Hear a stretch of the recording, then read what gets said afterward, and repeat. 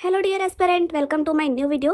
आज का यह वीडियो होने वाला है रायपुर एनएचएम वैकेंसी 2026 का फॉर्म कैसे भरें। अगर आप रायपुर एनएचएम वैकेंसी का फॉर्म भरने वाले हैं तो ये वीडियो स्किप मत करना, क्योंकि एक छोटी सी गलती आपका फॉर्म सीधे रिजेक्ट कर सकती है और 90% लोग यही गलती करते हैं, जिससे वे अपात्र के कैटेगरी में आ जाते हैं।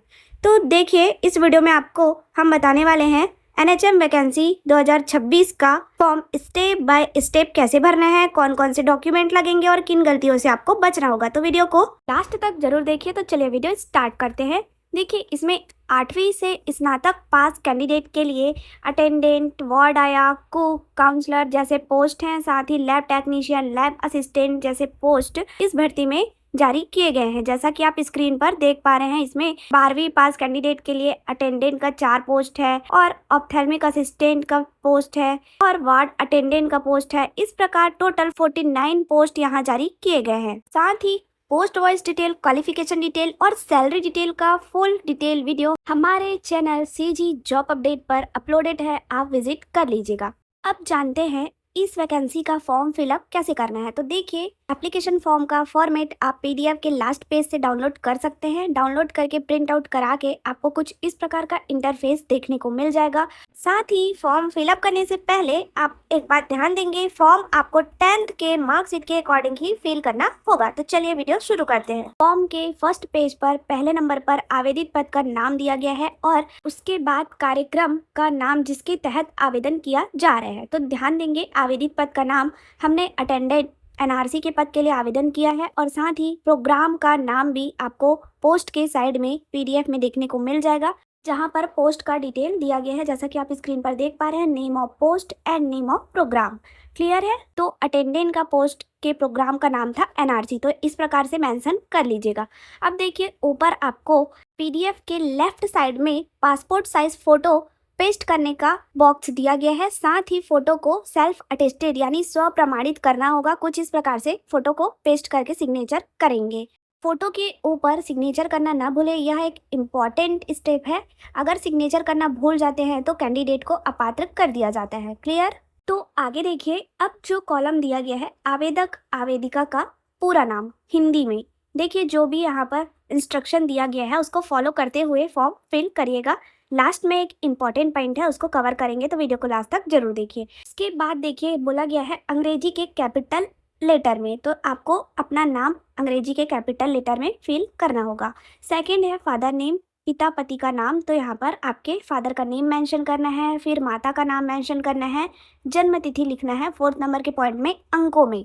तो जो आपका डेट ऑफ बर्थ है अंकों में इस प्रकार से मेंशन करिएगा, जैसे इनके केस में 16 मई 2000 इनका डेट ऑफ बर्थ होने वाला है। क्लियर। अब देखिए, एज कैलकुलेशन करना है 1 जनवरी 2026 की स्थिति में। तो यहाँ ध्यान देंगे, एज को कैलकुलेट करना है। तो आप कैसे करेंगे, तो आप पहले गूगल में जाकर एज कैलकुलेटर सर्च करेंगे तो कुछ इस प्रकार का इंटरफेस आपको देखने को मिल जाएगा, जिसमें आपका डेट ऑफ बर्थ और age at the date of, जिस डेट में आपको अपने एज को कैलकुलेट करना है उसका डेट आपको यहाँ पर मेंशन करना होगा। तो डेट ऑफ बर्थ में आपका जो जन्म तिथि है उसको मेंशन करना है, साथ ही जिस डेट में आप अपना एज कैलकुलेट करना चाहते हैं। जैसे अभी फॉर्म फिलअप करने में कंडीशन दिया गया है 1 जनवरी 2026, तो 1 जनवरी 2026 के डेट को मेंशन करके कैलकुलेट पर क्लिक करने के बाद कुछ इस प्रकार से आपका एज कैलकुलेट होकर शो करने लगेगा। जैसे इनका 1 जनवरी 2026 के डेट में 25 साल 7 माह और 16 दिन एज कैलकुलेट हुआ है। अब देखिए, जो एज कैलकुलेट होकर आया है उसे 25 वर्ष 7 माह 16 दिन कुछ इस प्रकार से मेंशन कर लेंगे। आगे दिया गया है 5th पॉइंट में जाति, सामान्य, अनुसूचित जाति, अनुसूचित जनजाति और अन्य पिछड़ा वर्ग। तो आप जिस कैटेगरी से बिलोंग करते हैं यहाँ मेंशन कर दीजिएगा। यहाँ पर ध्यान देंगे, अगर आप आरक्षित वर्ग से हैं तो आपको जाति प्रमाण पत्र संलग्न करना अनिवार्य होगा। अब देखिए 6 नंबर के पॉइंट में छत्तीसगढ़ का स्थानीय निवासी है या नहीं, तो इस पद के लिए छत्तीसगढ़ के स्थानीय निवासी अभ्यर्थी ही आवेदन कर सकते हैं, तो इसमें तो हाँ ही मेंशन करना होगा।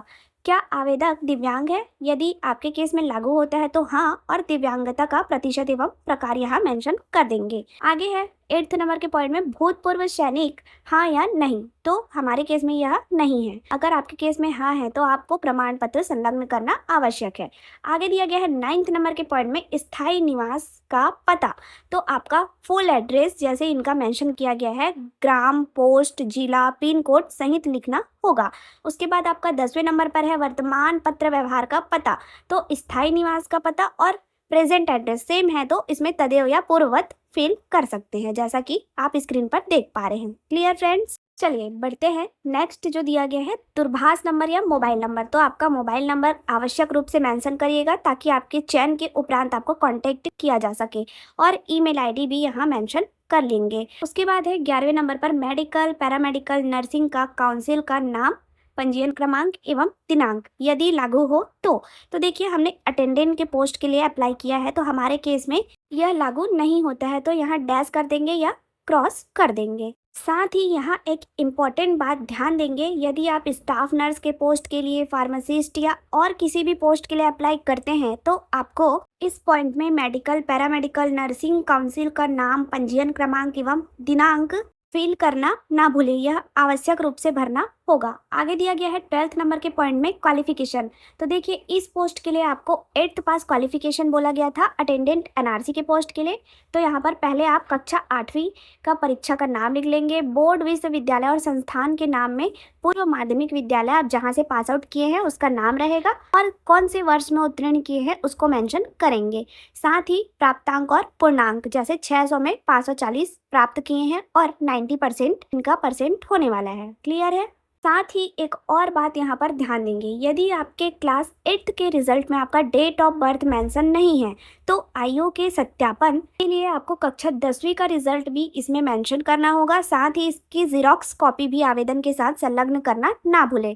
कुछ इस प्रकार से, जैसा कि आप स्क्रीन पर देख पा रहे हैं, कक्षा के नाम में कक्षा 10वीं, छत्तीसगढ़ माध्यमिक शिक्षा मंडल रायपुर से पास आउट किए हैं, साथ ही उत्तीर्ण होने का वर्ष, प्राप्तांक, पूर्णांक और प्रतिशत इस प्रकार से मेंशन कर लेंगे। आगे दिया गया है 13 नंबर के पॉइंट में एक्सपीरियंस, तो देखिए अनुभव के संबंध में हमारे चैनल पर और भी वीडियो फॉर्म फिल करने का उपलब्ध है, तो इसको एक बार आप देख लेंगे। साथ ही अगर आपके केस में एक्सपीरियंस नहीं है तो इसको क्रॉस कर देंगे कुछ इस प्रकार से। तो देखिए इसमें अगर आप फिल करना चाहते हैं तो संस्था का नाम और कौन से पोस्ट का एक्सपीरियंस रखते हैं, वेतनमान क्या था, कार्यकाल, अनुभव वर्ष, ये सभी मेंशन करना होगा। क्लियर? तो चलिए वीडियो में आगे बढ़ते हैं। नेक्स्ट जो 14 नंबर के पॉइंट में दिया गया है संलग्न प्रमाण पत्रों की सूची, तो इसको कैसे भरना है तो ध्यान देंगे।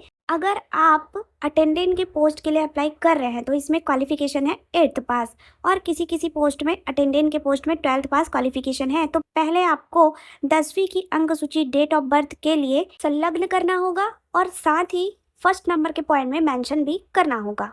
उसके बाद आपको 12वीं की अंक सूची संलग्न करना होगा और यहाँ पर मेंशन करना होगा।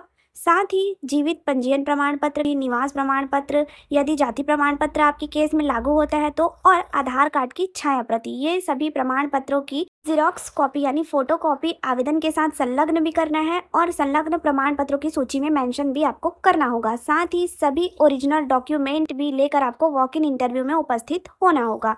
अब देखिए जो पीडीएफ के लास्ट पेज पर दिया गया है आवेदक आवेदिका के हस्ताक्षर, तो इसको आप गलती से भी मिस न करें, सिग्नेचर के बिना आप अपात्र कर दिए जाएंगे। और साथ ही फिर लास्ट में दिया गया है घोषणा पत्र, तो इसको एक बार आप पढ़ लेंगे और स्थान और दिनांक यहाँ मेंशन करने के बाद लास्ट में एक और सिग्नेचर आपको करना होगा। टोटल पीडीएफ में 3 जगह सिग्नेचर कंपलसरी करना होगा। मिलते हैं एक और नए अपडेट के साथ नए वीडियो में। Thank you for watching.